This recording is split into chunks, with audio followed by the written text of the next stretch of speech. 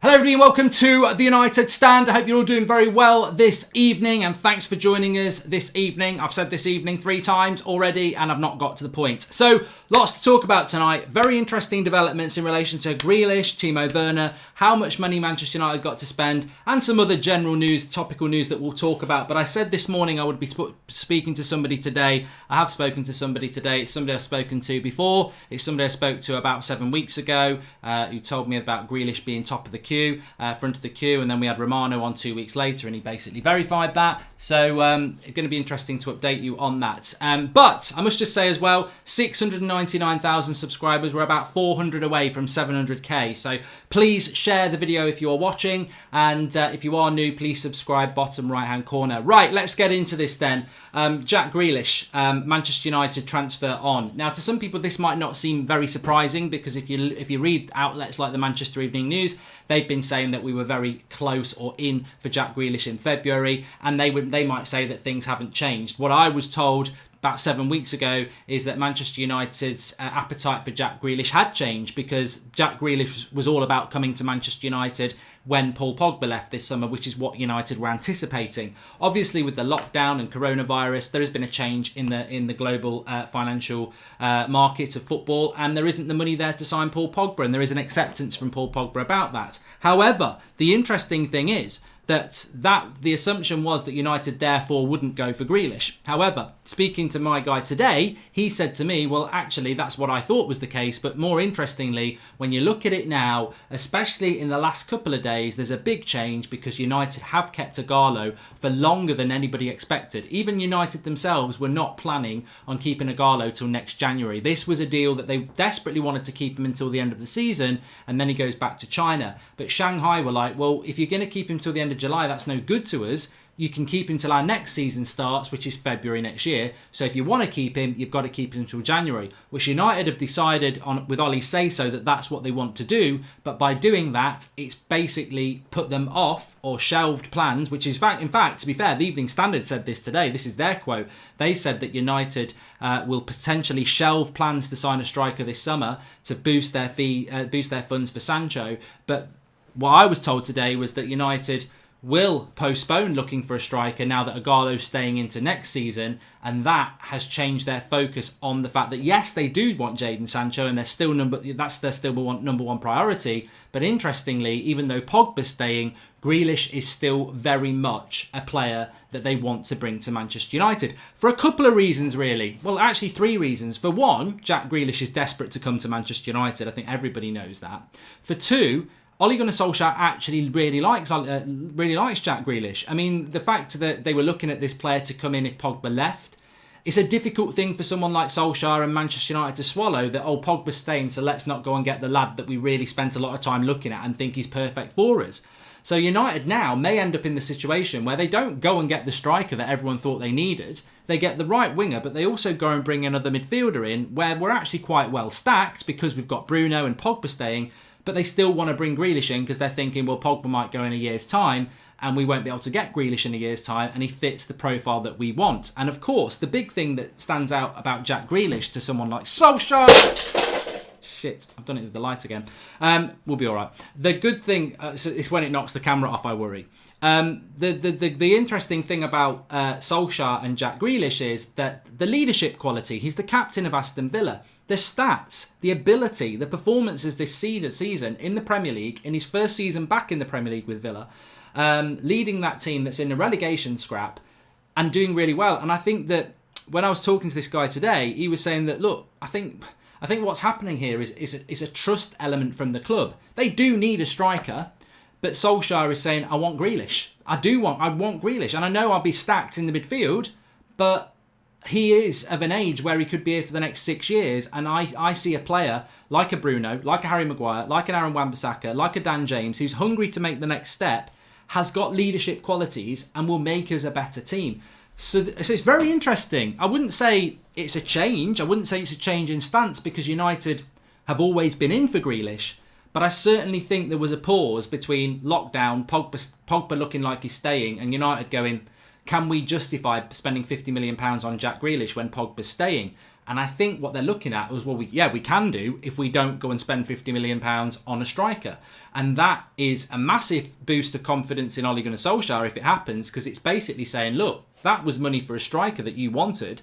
Now Ighalo's staying. You're wanting to move that money towards a midfielder. And I don't know what you lot think about that. I mean, to be honest, part of me is happy about it and part of me is a little bit concerned about it, because if you did bring Grealish in, I get where Solskjaer's coming from. Pogba's going to stay, but actually, if Bruno gets injured, Pogba's probably not going to play more advanced anyway. That's a bit of a fan theory. We think Pogba's good as an attacking midfielder, but most of his career he's played a little bit deeper, certainly for France in the World Cup and United recently. So if Bruno needs to be rested or gets injured, who comes in? Gomez will probably go on loan if he stays. Mata, he can do it, but could he do it for a long period of time at his age? No. Pereira and Lingard have shown that they can't do it. So Grealish would be a good player to bring in for that. It's interesting. Look, it is interesting. We have got Ighalo now. So, I'm going to talk to you about what I was told about the striker situation. But it's interesting with Grealish because I think that he is a player that does fit what we're looking for. And if Solskjaer wants that player and he's got his mind set on that player, and then the club are like, well, Pogba's staying, you don't need a midfielder anymore. And he goes, well, no, I really want that player still. And the club back him and say, well, you can have him, but you're not having a striker. I mean, you can't knock it. It's Solskjaer getting what he wants. And, I was against the Ighalo signing till January. I was never against Ighalo staying for the rest of the season. But now we have got Ighalo until next season. I just don't see the justification in bringing yet another striker in. And actually, part of me actually thinks now, and this is normally with me, I actually get quite, I instantly just go off my gut feeling and then I'll start thinking about it. If anyone's seen my match reactions straight after the game can be a little bit different to what I feel like 12 hours later. But I do think that actually, you know what, Ighalo, Greenwood, Martial, that's three people who can play up front. You've got options there. You'd have to be very unlucky to lose two of them on a long-term injury. And if that happens to anybody, that any team's screwed, whether it's Liverpool, Man City or United. But in the midfield, if Pogba's going to play in a deeper role, then the attacking midfielder position is going to be Bruno's. And if Bruno needs a rest or gets injured, who are we going to play? Well, Jack Grealish would be a decent player to bring in. Plus, Jack Grealish can play off other positions as well. He can play box-to-box. He can play right or left midfield. So it is interesting. Pogba or no Pogba, strength in depth is what United need, and Grealish is a step in the right direction, says Marcy. And he also says hashtag Black Lives Matter. I agree. I totally agree with you. I think that is absolutely correct. And it's going to be interesting how that develops. So I was told that this lunchtime when I was talking to my guy. I also asked him about the Timo Werner situation, because when I spoke to him last, it was about 3 weeks ago, and he said United are definitely interested in Timo Werner, and they'll make the bid if they think they can get the player. But obviously Liverpool are favourites. Asked him about that today, and he said, well, look, I don't think United... In fact, he says, I'm happy to go on record, I don't think United will sign a striker now, because Ighalo's staying. They're going to have to spend a lot of money on Sancho. Still believe that they're going in for Bellingham. And if they get Grealish, and this feeds into the next thing, how much Man United have got to pay. He said, look, if Werner doesn't want to go to Liverpool and Leipzig want to sell, United, I'd be very surprised, but they might just go for him because he's a top quality player. But you'd have to say that it's very much looking like he's got his heart set on Liverpool, and this is why United are wandering away from that deal and looking at doing different things. As for like Osimhen this morning, Moussa Dembele, there are players that are very much not hot topics for Manchester United. They may well be considerations, but I think they're moving away from that now. I think they are moving definitely on Sancho, as we know, hopefully on Bellingham, and it's looking like, the Grealish thing could still happen. Solskjaer's really set on that. So, interesting. But also the most important thing he was talking about was the actual... Remember last year how ESPN, I think it was Mark Ogden, said United have got £100 million to spend, and everyone was like, shut up, it's double that, and then we only spent 60 net. Was talking about that and what United have got to spend. And the conversation went along the lines of this: be very surprised if United go over 70 million net. Again, he said it'll be around 60 to 70 million pounds net, which will actually be about 100 to 120 million, depending on who they can shift. Because if you can get rid of Smalling, that's about 10, 15 million. Lingard, 20 to 30 million. And maybe Rojo and Jones, if you're lucky, you get about 60 million there. 60 million onto 60 million to 120 million. So you could get Sancho for 80 million. You could get Bellingham for 15. And you might get Grealish for about 30 to 40. You're still over 120 million there. But he said, ultimately, I would work on, you could get Sancho, Grealish and Bellingham if you sell Lingard, Smalling, Jones and Rojo, and your net spend will be about 70 million. Now, I don't know the exact maths of that, but I suppose Sancho 80, 20 for Bellingham, 40 for Grealish, 140 million, 30 for Lingard, 15 for Smalling, 45, 10 for Rojo, 55, and maybe 10, 15 for Jones, 70 off 140, 70 million net spend. So, yeah, basically don't expect Manchester United to be doing a net spend of anything above 70 million, which fits in with the last few seasons. But you can still do considerable business, but you can't get Grealish, Werner, Sancho, Bellingham. You can't. And also, what he also said is, United might not get Bellingham, so that 20 million comes off straight away. You could get Sancho and Grealish for about 120 million, still offload the players you've spoken about, and you've got a net spend of 60, which is exactly what United would like to do. And also, let's not forget, we spent 50 million on Bruno. Do you want to add that on? Is that part of the summer spend? Because that's sort of been hinted by Solskjaer. So I wouldn't say it's a reality check. I think United fans are very aware of this. We are very aware that there is strong evidence of United not going mad in transfer windows and spending net spends of about 60 to 70 million. You can still get Jadon Sancho because we spent about 150 last year. We just got about half of that back in net spend because we sold people like Lukaku. So it can be done. It can be done. But I don't think we need to be expecting, massive things to happen. Jesse Lingard off to China, says Dylan. I don't know. I mean, look, with Lingard, I just don't know. We spoke about that last night, don't we? I mean, and I think that, Havertz we've spoken about, Werner we've spoken about, Saul Niguez we've spoken about. These are deals that United aren't going to be able to do. And look, what I would like to think is, look, our normal net spend is about 60 to 70 million. If we genuinely are taking advantage of this market and we add another 50 million on, that would be nice, wouldn't it? Because ultimately, I think that's what United need to do. And I do go back to what I said. Ighalo for us, Moussa Dembele for Chelsea, Werner for Liverpool. Have we closed the gap? We haven't closed the gap.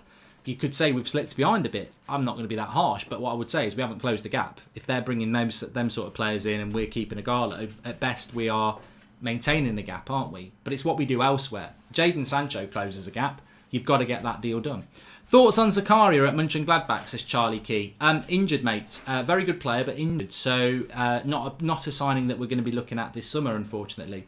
Havertz over Grealish, please, says BG. We won't get Kai Havertz. There's massive misreporting around Kai Havertz and Manchester United for many reasons, but for two reasons really. One, the price is being quoted at 50 million, which is ridiculous. They'll want at least 90, maybe 80. So we ain't going to sign Sancho and Havertz because that would be touching on for 200 million. So we're not going to do it for that reason. And Havertz won't come to the Premier League. He will go to Real Madrid or Bayern Munich. And that's the second reason. So United aren't in that race. When do you think internationals friendlies be back, says Jonathan Gambrell? Can I be absolutely honest? Thanks for the super chat, but actually don't care about international friendlies. What I do care about, a bit of topical news, is that the Premier League have authorised Premier League clubs to play friendlies before the season kicks off 2 weeks tomorrow. So United could potentially be playing a friendly in a couple of weeks' time. I don't think it would be televised. Although I must applaud Liverpool Football Club for once. I saw on their channel LFC TV they were showing 11 against 11 Liverpool games like as training. So 11 players against 11 Liverpool players, and you could watch it. I was like, I'd love MUTV to do that. Bloody love it. Imagine 11 against 11 from the United first team squad. It'd be great to watch. Absolutely brilliant. So. King in January after Ighalo goes, says Srinvansa Sridhar. Mate, I tell you what, I don't know whether you're joking or not, but you might not be too far wrong with that. You might not be too wrong. Milliams, RGTFC, I appreciate the super chat, but I'm not going to start reading stuff like that out. Ultimately, it's my choice what we read out. You can not like me for not doing it, but I'm not going to start talking about other races and things like that when today's to do with something that's going on in America. And it's like Flex said on the show at lunchtime, if you want to listen to that sort of chat, check it out at lunchtime. But this is not about saying these people aren't persecuted, those people aren't persecuted. This is a very specific thing that people are doing today, and it's about a very specific thing. So I'm not diminishing what you're saying there, but this is the United stand. We spoke about that at lunchtime. Obviously, it's a very important message, but I'm not going to start going down the road of all that stuff when we're in the midst of talking about football. We've spoken about it at lunchtime, and today is very much about that. The future looks bright if we get Grealish and Sancho. Ole should have cried for his calmness on transfers.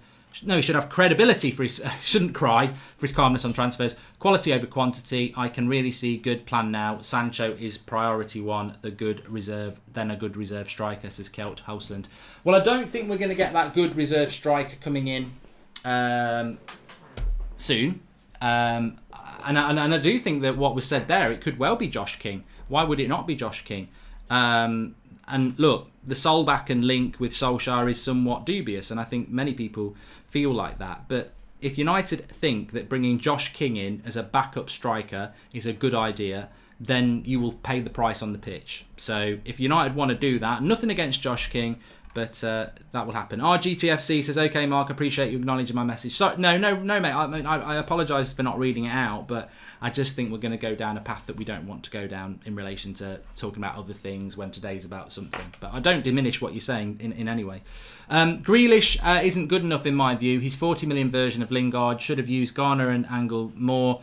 Also, would this impact Dan James' pick rate, says James Jones. No, I think Dan James brings a very specific set of skill set to Manchester United. I mean, look, I do it on my FIFA career mode. You bring Dan James on for the last 20 minutes because he's just got pace to burn and he's very direct. Grealish hasn't got that. Ighalo hasn't got that. Chong hasn't got that. Gomez hasn't got that. So, and I think Grealish and Dan James are very different. Like, Grealish would be somebody who can play where Pogba plays. He can play where Bruno plays.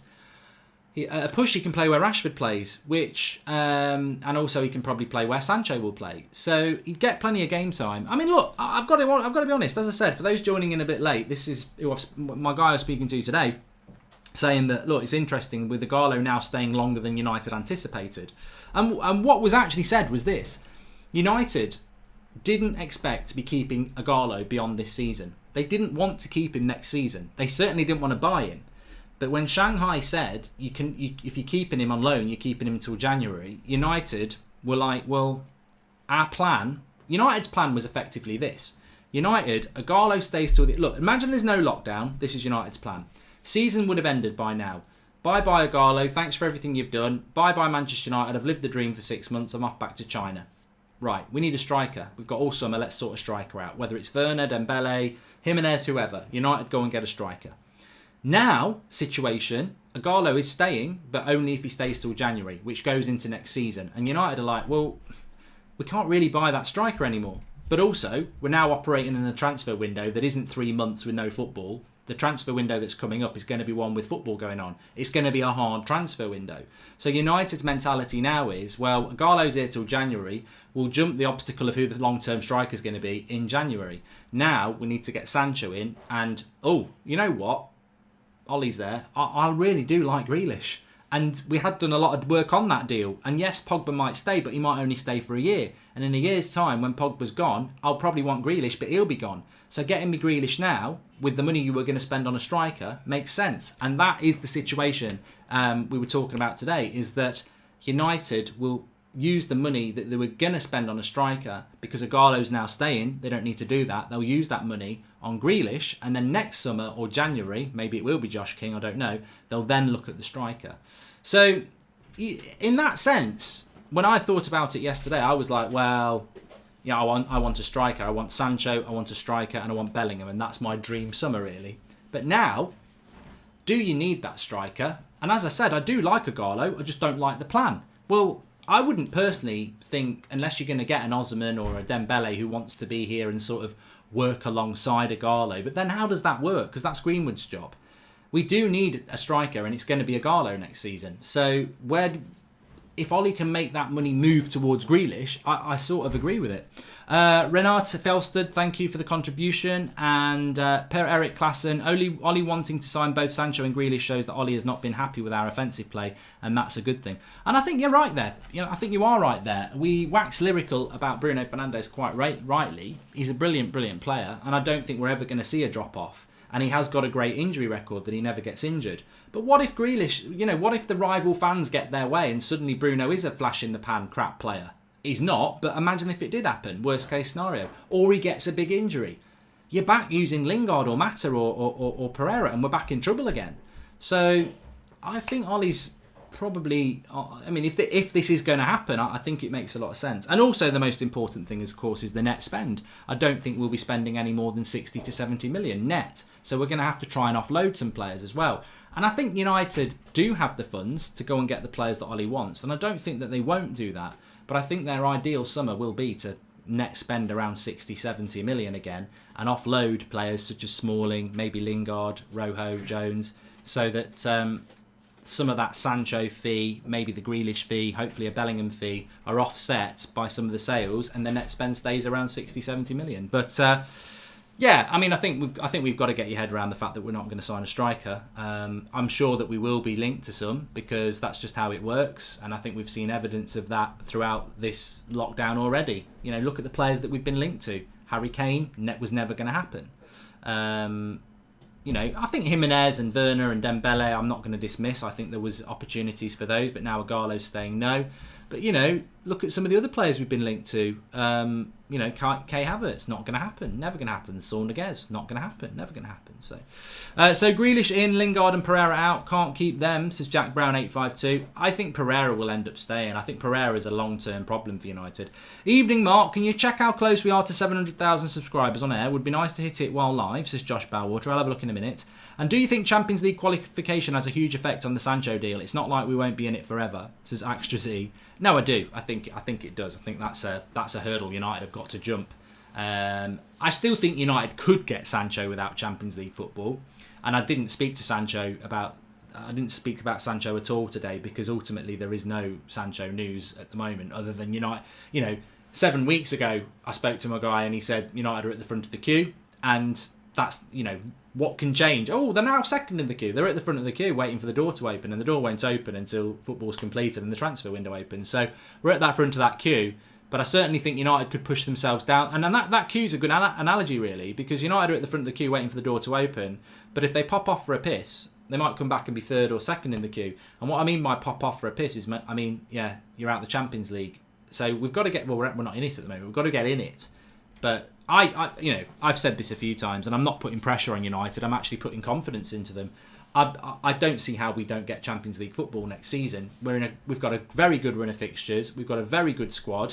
And we've got 2 shots in the Europa League and the Premier League. So, and potentially 5th could do it if Man City get a ban. So I'd be very surprised if we don't. If we don't get it and Chelsea do get it and Chelsea are serious about Sancho, then it could become interesting. But we've got to work on the assumption that we will.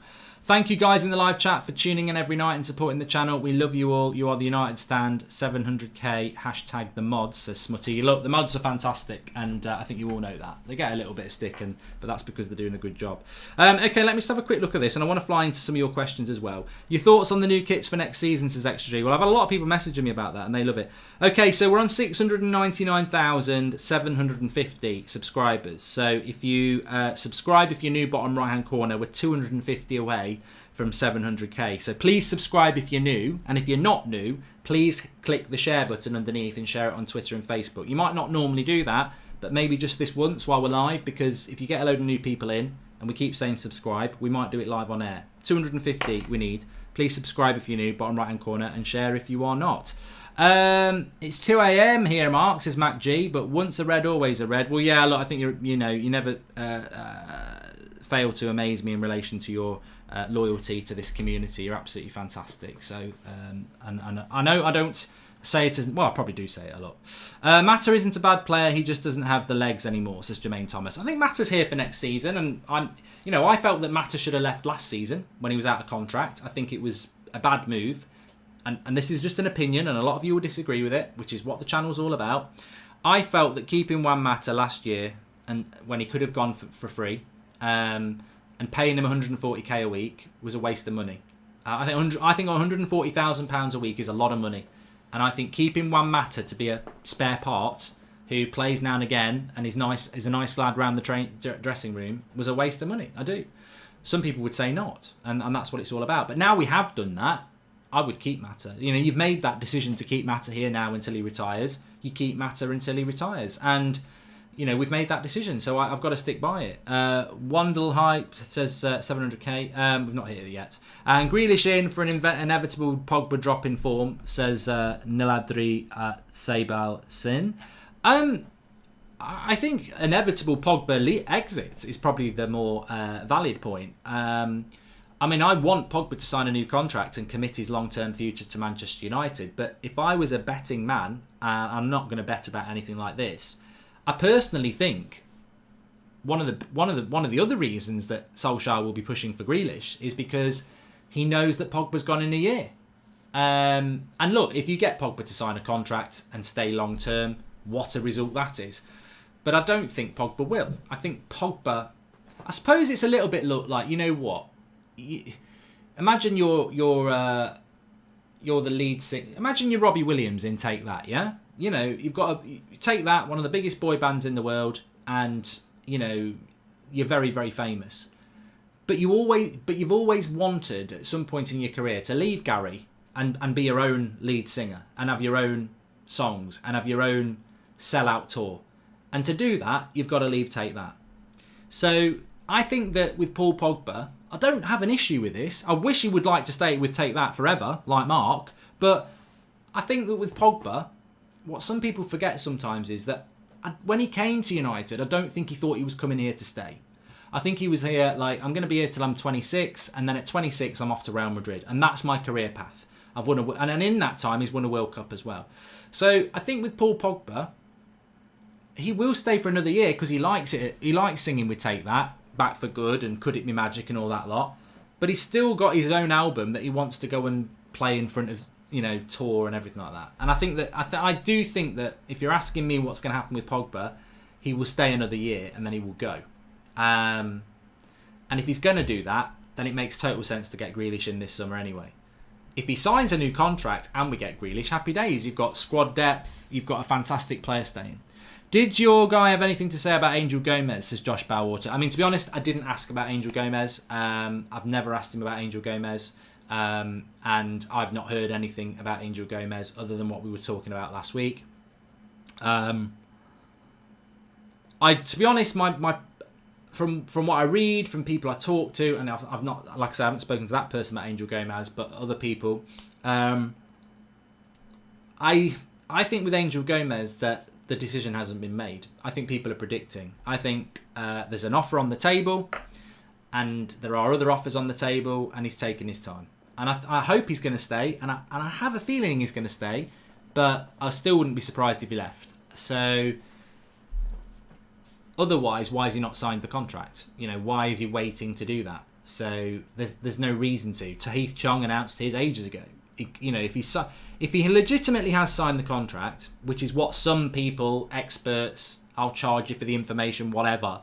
Oh, I've told you he signed the contract. Well, if that's the case, why has it not been announced? It makes no sense. United aren't that club. United aren't that club to say, oh, let's wait till the end of June for some speculation about Angel Gomez before we announce it. He's back training. He's training with the first team. So, announce it. So he hasn't signed it because otherwise they'd just announce it. You handled a very touchy topic really well on today's Flex and Rant show, Mark. Thank you for not shying away from it. Hashtag Justice for George, says Femelo. Yeah, if you didn't watch that video at lunchtime, the Flex and Rant show, please do check it out because we did cover the Black Lives Matter hashtag, which I don't even know if that's a good thing. I mean, some people don't think that's a good thing, but ultimately the message is, and what I mean is that having a hashtag for it, some people think that's not the right way to do it, but obviously Blackout Tuesday, a lot of people doing it, and as I said on that video, go and give it a watch because I didn't even want to really necessarily be on it, and Flex and Rant's why you should come on it, and the video explains why.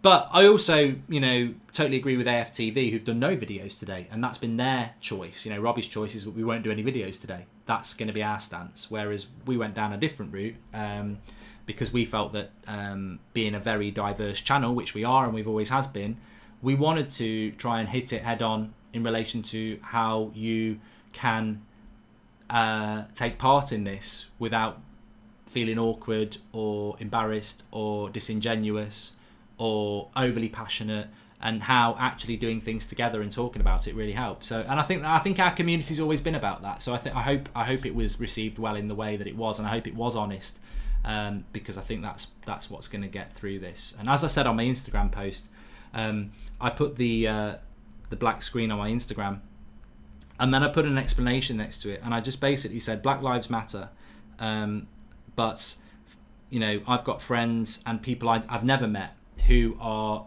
good people, who are treated differently because of the colour of their skin, and as a white man I'll never know what that's all about, but that's not a reason to stay quiet, because I am angry about what's going on. But if I stay quiet because I don't really know how to approach it without coming across as disingenuous, then the voice isn't as loud as it needs to be.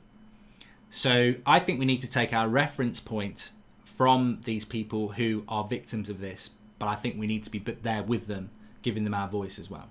Imagine if we'd signed Longstaff for 50 million as extra Z. Well, I saw something today actually about the Ginger Longstaff, as I called him a few months ago, that Udinese are after him. So look, Sean Longstaff, but that was a player that Solskjaer wanted, and look, Sir Alex Ferguson bought Jemba. So when Ole gets it wrong, do you need to castigate him? They will get it wrong. I remember the days when we lacked depth in midfield and had to rely on Fellaini. Now our midfield will look like Bruno, Pogba, Fred and Grealish and McTominay and Matic. Yeah, it's good. It's good. Thoughts on Saul's tweets? I really don't want to talk about it anymore. I think it's the biggest load of crap I've ever seen, to be honest with you. Chris Owens says, you approached it in the best way possible, touched on it in a calm and genuine way, but didn't dwell on it too much. Well done. Thank you very much. And stop saying Ole is inexperienced. I'm going to have a go on this, Darshan, because I don't like being told to stop doing anything. I think it's a very bad way to approach a question. But we will approach your question out of respect because it caught my eye. But I don't think that is a very good way to make a point, to say that. So Darshan says, stop saying Ole's inexperienced. He's been coaching same amount of time as Pep. Any good manager should have won something in any top league to manage United. Oh, so it's actually an anti. Oh, I stand corrected, said the man in the orthopaedic shoe, Darshan. Because you're actually saying that to say Ole is inexperienced gives him an excuse when he actually should have done more. I think actually, Darshan, you make a good point there, but I still don't think you should come in with stop saying, because people can say what they want to say. I think Ole Gunnar Solskjaer isn't an experienced manager. I don't think I'm wrong to say that. And just because he's been managing as long as Pep, I find that slightly irrelevant. I'm a lot older as a YouTuber than well, I'm not a lot older, but I'm older by a few years than Flex. So does that mean that Flex is a better YouTuber than me because he's going to do it longer than me? It doesn't work like that. I came to it later. But and I don't want to get into the Flex me debate at all. That's not my whole point there. But what I'm trying to say is that just because somebody's been doing something for the same period of time doesn't mean that they should be as good. Pep Guardiola was given the Barcelona job. And Ole Gunnar Solskjaer went to manage Mulder and then Cardiff and was given the Manchester United job as interim. He was never meant to get that full time. He did well in it, and they thought, oh, we've got a great manager here, so they gave him the job. But I would defend Ole on that. He isn't an experienced manager, because you cannot, and look at Pep's CV. Managed Barcelona, managed Bayern Munich, managed Man City. He's used to big, fair play, he's done a fantastic job and he's got a great style of football, Pep, but he's used to, and you can't take that away from him, his methodology and his philosophy are fantastic. But he's very used to, from a very, very young age in management, to managing big budgets and big players. Ole Gunnar Solskjaer isn't. Cardiff are not Manchester United. Cardiff are not even Bournemouth. Mulder are not even Lincoln City, really. They're not a very big club. So Ole Gunnar Solskjaer has been in this job for effectively a year, just over a year, managing the biggest club in the world with multiple layers. Of course he's going to be inexperienced. So he is an inexperienced manager, and he will continue to be an inexperienced manager for a while yet. Niladri says, Sancho in, but will put pressure on Ole, perfect test. And Ole transferred Mulder, don't forget that. He created Haaland and trained Pogba at youth level. Experience on the right level is what counts, says Kelt Hulse. I actually personally wouldn't be trying to defend Ole as an experienced coach. I think it's a good thing that he's inexperienced, because if you don't buy into his inexperience and the fact that he's learning on the job and Carrick's learning on the job, then you look at this season and you go, they should be sacked. I think you've got to dilute this season a little bit with the fact that they are still learning the job. And I said that when we got him. You know, there will be mistakes along the way because he's inexperienced. I never expected him to... I wouldn't judge Ole the same as I judge Mourinho, because he just hasn't got that experience. And he's learning on the job. But every day he's learning. I don't think you need to come in and defend him and say, oh, Mulder was a tough job and he trained Pogba as a youth coach. I mean, it's just not the same. It's not the same. And it's going to take a bit of time. I'm defending him. You don't need to try and defend him by saying managing Mulder is the same as managing Manchester United, because it's bloody not. What are your thoughts on Lingard, says Bruno Fernandes? I imagine if it was the real one. I think he should go for his own good. I've said that a few times. I think he should go for his own good. And I think we would benefit from that as a club. But I think he should go for his own good. Because I agree with Ricky. I think if he gets a place on the bench, he's getting it. Is he getting it out of merit? The bench, look, I don't need to go through the back five or the centre defensive midfielders. The front four should be Bruno, Rashford, Martial and Dan James or Greenwood. One of those two, right? And then the bench should be Romero, Bailly, Brandon Williams, two of the midfielders who don't play. Let's just say if it's Pogba, Bruno and Matic playing, it's McTominay and Fred on the bench. That leaves two slots for two attacking players, and that's got to be Ighalo and Greenwood. So there is no Lingard, there is no Pereira, and there is no Mata. And if one of those are injured, who goes on? Probably Mata for me. So Lingard and Pereira, they're not even on the bench when everybody's fit, which they are at the moment. And if Lingard is on the bench, you're having to take off a Dan James or a Greenwood to put Lingard on the bench, which is wrong. So I think Lingard needs to play first team football. Unfortunately, it's not at Manchester United unless he's getting that place because of Ole's obsession with trying to get him back to be good. But there's better players with better futures at United now. So I think Lingard needs to move for his career, and some people think that that's what he's going to do. And if he does, I wish him all the best, and I hope he turns it around, because you know, whatever people think about him on the pitch, there's no reason to think anything other than he's a top guy off the pitch. And I think that, you know, most of us have been a bit dismissive about some of the stuff he's done off the pitch in the past, but it doesn't stop the fact that he's a United youth player. He's done some great things for United. I just don't think he's good enough anymore. And I think if Ole keeps him involved in the first team or the bench, it's taking somebody's place who deserves it better at the moment. Mulder and United are not the same, but he turned an average club into title winners, says Solskjaer. Salah. I don't know what we're doing dwelling on this point. I don't know what you're doing. I really don't. In the nicest possible way. What are you trying to tell me? Mulder are not even a championship club. There is no correlation between turning Mulder around and Manchester United. It's just not. It's like winning a bloody race with a go-kart and going to be a Formula 1. And when I mean go-kart, I don't mean the ones with the bloody lawnmower engine. I mean the one with the pedals that you get as a kid. That's what it's like winning a race with Mulder and winning a Premier League title race with Manchester United. And in no way am I diminishing Ole Gunnar Solskjaer here. I'm actually giving him the time and the benefit of the doubt that he deserves, is that he's learning on this job. Of course he is. I don't see why that's a negative thing. We knew this when we got him. We're getting an inexperienced manager with potential. And that potential is what he did at Mulder. And that potential is what he did in the 3 months when he couldn't stop winning. That's why he got the job.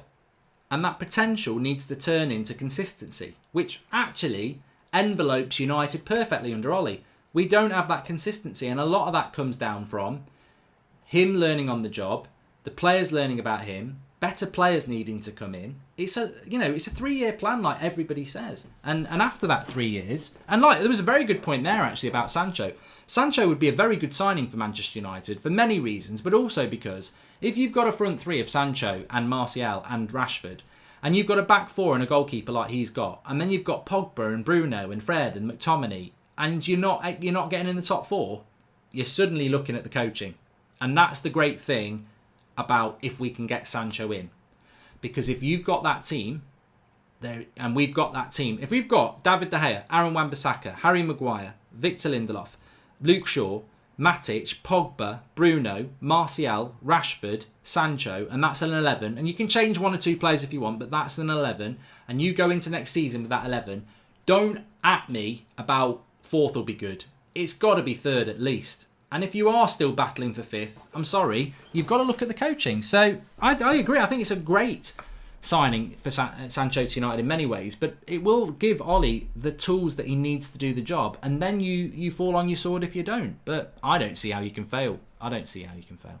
What if Ole is like Pogba, crap until better around him, says Mark Pelfrey. Well, exactly. We've just sort of covered that point, haven't we? George Carl says, I'm still looking at the coaching for the majority of our terrible performance this season, as well as the lowest ever Premier League points total. And these are relevant points. They are relevant points. Can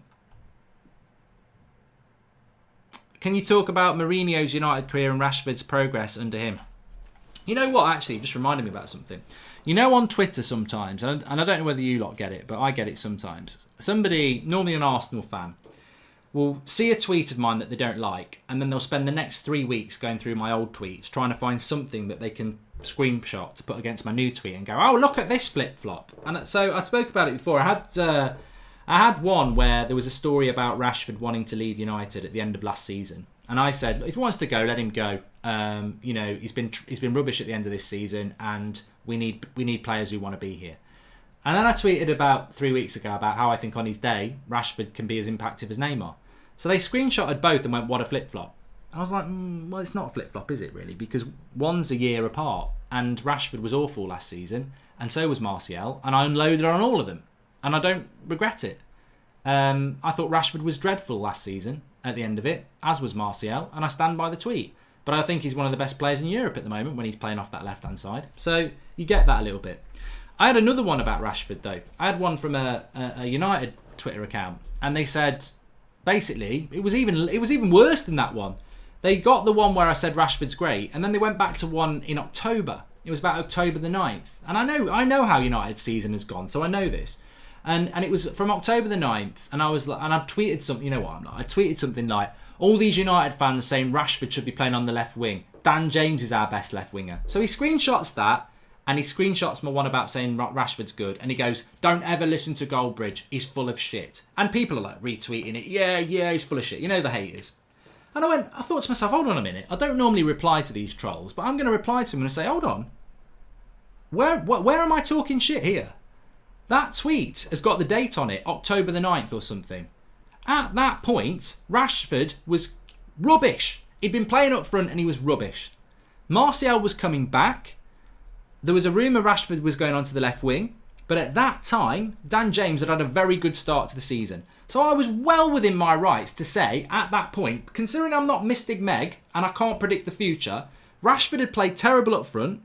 Dan James had a great start off the left wing. You remember the goal against Southampton and everything like that.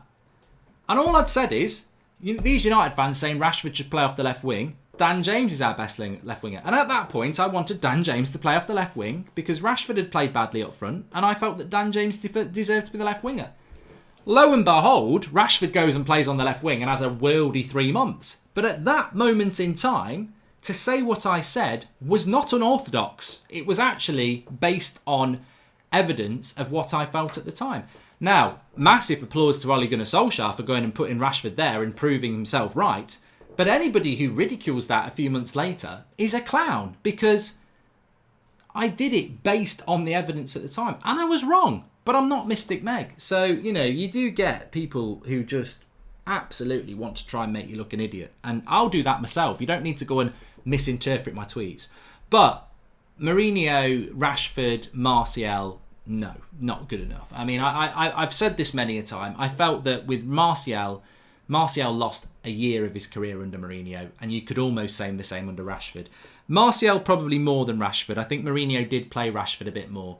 And I think Mourinho wanted to see Rashford as a number 9, which ultimately I don't think he is. He might be in a couple of years. Let's not forget, I think a couple of years ago, people wouldn't have think Martial was a number 9, and now they do. I think isn't Rashford a couple of years younger than Martial? So Rashford could still be a number 9, but at the moment he's definitely the best left winger we've got, and that's where he should play. But Martial, especially under Mourinho, he scored a few goals that January. He buys Sanchez, and he drops Martial. And I think Martial was treated terribly under Mourinho, and Mourinho wanted to sell Martial. So I think Martial is a massively underappreciated player. I think he was massively underappreciated by Mourinho and underused, and lost a key year of his development in his, when he was about 20. And I think you could say the same to Rashford for a certain part as well. And Denton's right. Hindsight is always the easiest, so ignore the trolls and haters. Mate, there's just some sad people out there who just live in a sea of bitterness and just want to attack people and bullshit. Yeah, and I'm well used to it. But on that one, I jumped on it because I was like, actually, I have said stupid things in the past, like Van Dijk is going to be the Dutch Chris Smalling. Sometimes you've got to own it. But on that one, I was like, actually, look at the bloody stats, you prat. Peppermint tea, lovely. It's hot today. It's going to drop the temperature today. God, I sound like... God, I'm old. We've got an Arsenal fan here. Chris Owen says, Martinelli, Aubameyang, Pepe are miles better than Martial, Rashford and Greenwood. God almighty, mate. You're easily impressed, aren't you? Set your bar higher. You'll end up a lot happier when you're married. Need to sell Pereira, Rojo, and Jones and Sanchez, says James Oram Dawson. I don't even think about Sanchez in relation to sales anymore. And when is Lingard leaving? I don't know, Ezekiel. I don't know. I'll tell you what, I've really enjoyed the show tonight. Please smash a like on the video, by the way. And I don't know how we're doing for subscribers. I doubt we're going to hit the 700k, but we might do it on tomorrow's show at 8 o'clock. Let's have a quick look. Bloody hell, it's hot. Oh, we've only had 50, so we're gonna be 200 short. But please do subscribe if you're new, bottom right hand corner, and share the video if you have subscribed. But yeah, it's been an interesting day today. Very interesting day. Interesting world that we live in. I actually had a text off Severn Trent Water, who provide the water in my area. And they only ever text you if, like, they might say, your water might be a bit brown, it's fine, you can still drink it, we've just been doing some work, la la la. So I got one earlier, about 5 o'clock, saying, there's a bit of a water shortage in the area, please don't use sprinklers or hoses. I've just washed my car and sprinkled the garden already, so I was like, oh shit. And then, literally an hour later, they text saying, please, please, please, don't use any more water than you need to, just use it for drinking and washing. So, this could be the next thing. We're going to have a water shortage in the UK now. I mean, what is 2020? I'm not even smiling about it. 2020, just think about it. Nothing to do with sport. Like, think about it. From the very start, with the fires in Australia, the potential World War III that Trump was on about, it's just relentlessly horrific, isn't it? It really is. I've never known a year like this. Just stay safe and, stay alert and all the other tags that people keep throwing out there. But it's true. It's true. In relation to football coming back, you know where I stand on this. I'm very excited about it. I think it, more than ever, we need the thing that we love. But I am a little bit concerned. I've said this a few times. I'm a little bit concerned because I think in the UK, unlike other countries, it's not dropping. It's still dropping, but it's not dropping as much as you would like it to drop. And when it's not dropping as much as you would like it to drop, and I'm talking about death and infection, there's always that fear that is it slowing down? Is it about to go back up again? And if that happens, you will get footballers who catch it, and then we won't get it back. So I'm still a little bit nervous about that, to be honest with you, but hopefully, fingers crossed. A lot of people feel that there won't be a second wave who are experts, so we'll see. Why did you say Martial is better than Lacazette? He scored 40 goals a season. You need a world-class striker. Zane, don't even come at me. Like, there is no... You don't watch enough of United. You don't. I've seen plenty of Lacazette. He's nowhere near. He ain't got... Martial's got more in one of his legs, more talent in one leg than what Lacazette's got in two. And that's a fact. Lacazette's a goal scorer. He'd score you 30 goals a season in a decent team. But he ain't Martial. Martial is a talent. Lacazette is a goal scorer. Perhaps we need more reservoirs because we didn't get any rain in the UK, so Sally Deborah Red 7. I'll tell you what, the water shortage thing, Sally, you've got me on a bloody rant now. Before lockdown, my daughter plays football. I'm sure people have seen the clips of her goals on Instagram and stuff. Between September and lockdown, they played about 3 games. It rained pretty much solid for 7 months, from September till March. we've had a couple of weeks of hot weather and they're talking about a water shortage. Hello, welcome to the UK. It pisses it down for 7 months, and now after a couple of weeks of hot weather, we've got a water shortage. What the bloody hell did you do with that water for 7 months? Like Sally says, bloody fill the reservoirs up. But maybe that's not why there is a wind short of it. Robert Moore says, Rashford more impactful than Neymar. Must be having a laugh. Only Messi's more effective than Neymar right now. Mate, Neymar plays in a pub league. Come at me and tell me I'm wrong. He plays in a pub league. In the Champions League, does he grab hold of every game in the Champions League and look like Messi or Ronaldo in their prime? Does he, hell? Neymar's a fantastic player. I've got no problem with that. And look, Neymar's a more talented player than Rashford. But you haven't been watching Manchester United. If you're telling me that Rashford between October and his injury was not one of the best players in the world, you're wrong. You're wrong. He was absolutely on fire. Absolutely on fire. And I was talking about those 3 months that Marcus Rashford to Manchester United was one of the best wingers in Europe in those 3 months. And therefore, he's got to be in the same category and conversation as Neymar, who plays in a bloody pub league and actually doesn't normally play around March because he's off. Well, we know where he's off, but I'm not going to go down that road. But yeah, look, I just think I think a lot of the time people get lost in player FC. Oh, I don't support anyone. I support Neymar FC. I support Messi FC. I support Ronaldo FC. Neymar's a fantastic player, but how much is it? How much of these Neymar lovers actually watch every game, or are they watching his YouTube clips? I guarantee they ain't watching PSG playing bloody Lorient or bloody Saint-Etienne or whatever other pub team they've got in the French league. They ain't watching that. And if they do watch it, he's probably scoring a hat-trick every minute, because the quality is not the same as the Premier League. And also, Marcus Rashford and Martial have been doing it in a very poor United side this year. So I think Rashford is a fantastic player. And I never said he was better than Neymar. I just said he's impact. On what he did in those 3 months, he was absolutely fantastic. So there you go. Right, I'm getting very hot. It is very hot.